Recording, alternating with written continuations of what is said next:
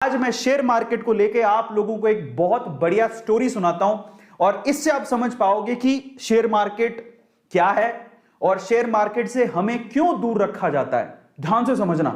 और अगर आपने स्टोरी ध्यान से सुनी ना और इसके बाद के सारी चीजें, आज तो मजा आ जाने वाला आप लोगों को। ऐसा शेयर मार्केट का एनालिसिस आपने पूरे यूट्यूब में कभी नहीं देखा होगा। ध्यान से सुनना।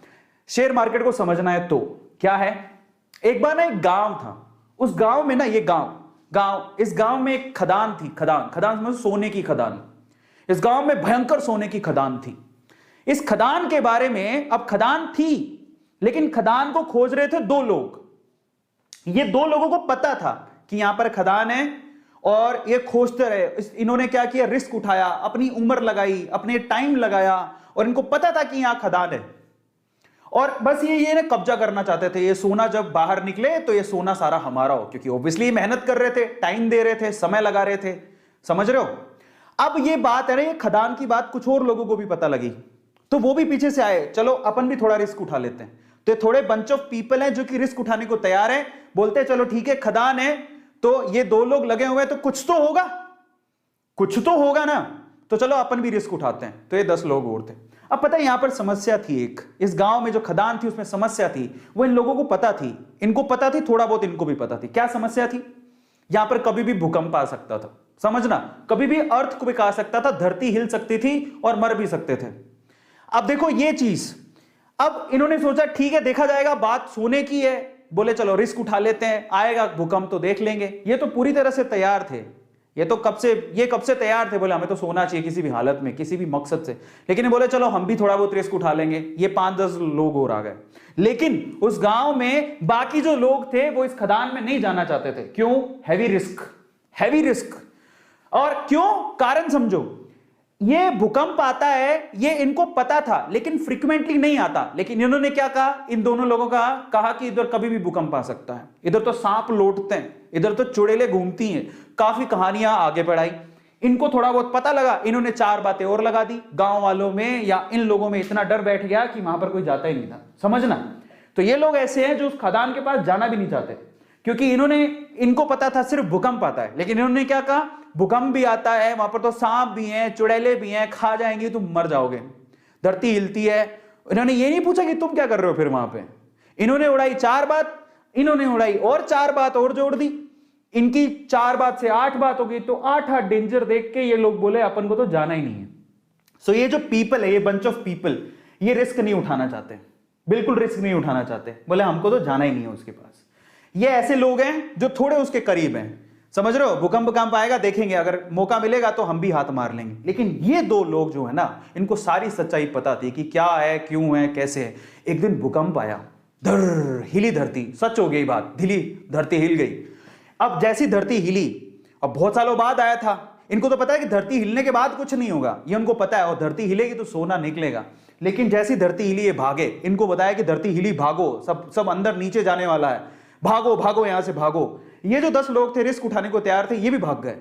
समझ रहे हो, ये भी भाग गए। बोले भागो यहां से, धरती हिलेगी, सारी धरती धस रही है, भागो। ये भी भाग गए। अब ये भागे तो इनमें तो वैसी डर था, ये तो वैसे नहीं जाना चाहते थे, इनके ऊपर हंस रहे तुम गए क्यों थे। तो ये सारे के सारे एक साथ ही हो गए। अब मजे की बात देखो, जब धरती हिली तो इनको अच्छे से पता था धरती हिलेगी तो अंदर से सोना निकलेगा। सारे सोने पे इन्होंने कब्जा मार लिया। अब मैं आपको शेयर मार्केट समझाता हूं और हम इनमें से कौन है जरा उसको समझना, ध्यान से समझना, बहुत अच्छे से समझना। इंडिया में ये वो लोग हैं। अब मैं आपको एक थोड़ी सी अच्छी चीज समझाता हूं। ये कौन है, ये जो खदान है वो है शेयर मार्केट। ये जो सोने की खदान आपको दिख रही है वो कौन है, शेयर मार्केट। ये कौन है, ये जो 2 लोग हैं बेसिकली ये शेयर मार्केट में बरसों से कुंडली मार के बैठे हैं। इनको पता है शेयर मार्केट बहुत बड़ी सोने की खदान है, बहुत पैसा आता है। और ऐसे बहुत सारे लोग हैं जिन्होंने शेयर मार्केट से पैसा कमाया, उनको पता है शेयर मार्केट एक बहुत बड़ी सोने की खदान है। लेकिन ये लोगों को डरा के रखते हैं। ये कौन है, ये इंडिया में वो लोग हैं, एवरेज फैमिली, बिलो एवरेज, जो थोड़े से रिस्क टेकर है, जिन्होंने थोड़ा सा डीमेट अकाउंट खुलवा के रखा है।